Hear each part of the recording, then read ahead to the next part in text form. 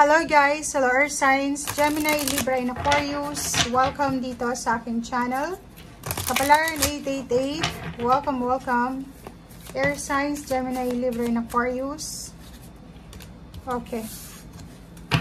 Ano ba ang messages, vibration, gabay, energy para sa inyong lahat ngayong araw na ito ng Lunes?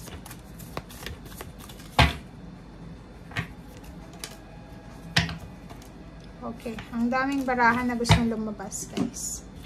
Unahin natin to.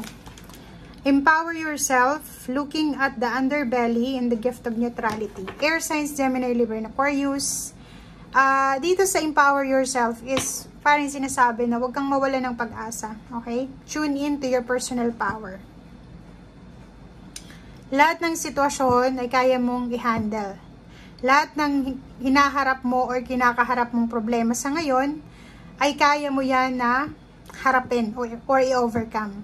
Hayaan mo yung sarili mo na maging strong, capable, independent.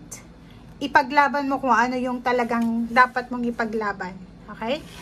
Next is looking at the underbelly. Number 6 siya. Gamitin mo yung oras mo sa araw na ito sa tama. Okay? I-organize mo yung mga bagay-bagay, sitwasyon, yung oras mo, wag mong sasayangin siya, lalo na sa araw na ito. Okay? Kailangan mo ng balanse. Yun, balance. Dapat may oras ka sa sarili mo, may oras ka sa personal life, sa family life, sa work, kung may work ka, sa relationship, sa hobbies, or sa kung ano pa man. Okay? Be neutral. Balanse. May reverse ka dito na ship. Medyo parang ang nakikita ko sa'yo dito, mas gusto mong mapag-isa sa araw na ito. Parang mayroon ditong Gemini, Libra, or Aquarius na gusto nyo sa araw na ito is mag-isa lang. Ayaw nyong mag-cooperate, ayaw nyong makipag-teamwork sa ibang tao kasi parang gusto nyo, mas preferred nyo na mag-isa kasi mas buwelo, diba? Mas yung parang independence is nakukuha nyo pag mag-isa lang kayo. Okay? Be a force for good. So, kung eto naman na pag-iisang gusto mo is para sa kabutihan, why not, diba? Tama naman yun. And dito sinasabi na be a magnet for light, love, and joy. So, yun.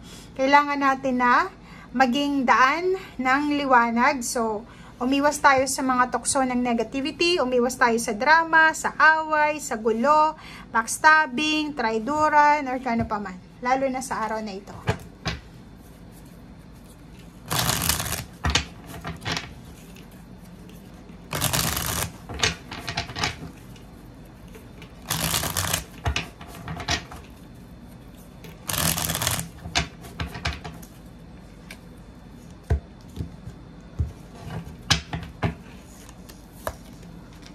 Okay, the Empress. Queen of Wands and the Empress. Dalawang babae ito. Sinasabi ng Barasir dito, Air Signs, Gemini, Libra, and Aquarius na take care of your body. If anak ka, take care of your parents, especially mother. Take care of your money. Take care of your health. Take care of your time. Diba? So, wag mong hahayaan na ubusin yung oras mo, yung energy mo, yung effort mo sa mga walang kwentang bagay. Okay? Queen of Wands, be independent. Tama to, 'di ba? Na parang sinasabi mo dito na ayoko munang makipag-cooperate, ayoko munang makipag-teamwork, mas gusto kong mapag-isa. So, Queen of Wands, ganun din Queen of Wands is gusto niya ng freedom, gusto niya na mag-desisyon according sa kung ano yung gusto niya. So, gawin mo 'yan. Sinasabi ng Barasir dito na pera. Mag-iingat ka sa perang hawak mo. Kung may hawak kang pera, may parating na pera sa'yo, be careful. Okay? Dahil pwede kang manakawan, pwede mong ma-misplace yung pera. So, ingat-ingat tayo. Okay?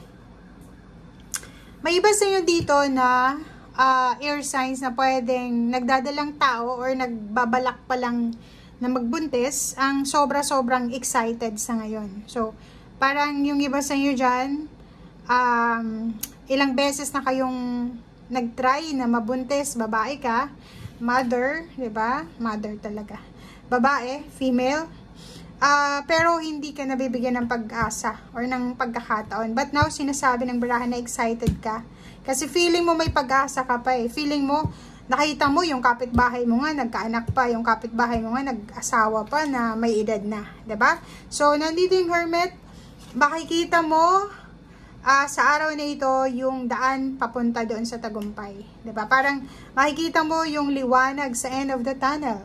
Makikita mo yung daan papunta doon sa pintuan, paakyat doon sa victory and success, sa recognition and rewards and awards. So, kung dati ay parang feeling mo ang dilim sa paligid, parang ang feeling mo, naku, kailan kaya ako makakaroon ng victory and success? But now, sinasabi ng baraha sa'yo dito na huwag kang mag-alala kasi on the way na siya. 'Di ba? On the way na yung recognition, rewards, awards, blessings, prosperity, abundance, health, or kung ano pa man siya. May paparating din na pera. So, be careful dahil may paparating na pera. Nakikita ko sa'yo dito, ang perang ito is either work siya. Pwedeng may i-offers yung work, pero ang trabahong ito is sobrang mabigat na trabaho siya. So, mag-multitask ka dito or medyo mahihirapan ka sa una, pero malaking halagang pera yung kapalit ng trabahong ito. Okay? Makinig tayo sa sinasabi ng ating intuition sa araw na ito.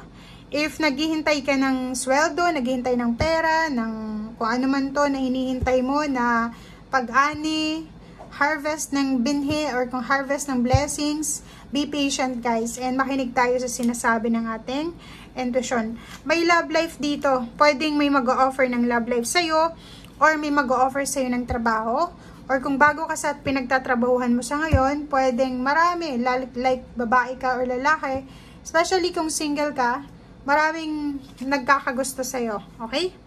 And dito din sa King of Cups, sinasabi ng barahan na medyo maayos yung mga iniisip mong mga gusot sa trabaho. Parang siguro may mga problem ka sa schedules, may mga problems ka sa management or sa mga katrabaho mo, posibleng maayos mo yan sa araw na ito through humility. So, kailangan mong maging humble, kailangan mong magpaubaya. So, lalo na kung bago ka lang sa trabaho, make sure na marunong tayong makisama. Kailangan nating makibagay, kailangan nating makisama, lalo na doon sa mga nauna sa atin. Okay? And if may mga hindi tayo alam, wag tayong magmamarunong, 'di ba? Kailangan nating magtanong kasi walang problema sa pagtatanong, okay? Hindi 'yun kabawasan, hindi 'yun parang weakness na magtanong tayo. Kasi ganoon talaga eh. Pag hindi natin alam, magtanong tayo. And yung trabaho na pwedeng mahirap sa una, magtiyaga ka lang muna sa ngayon. Okay? Empower yourself, palakasin mo yung loob mo. Yan ang sinasabi ng baraha. Okay? Thank you guys. Bye!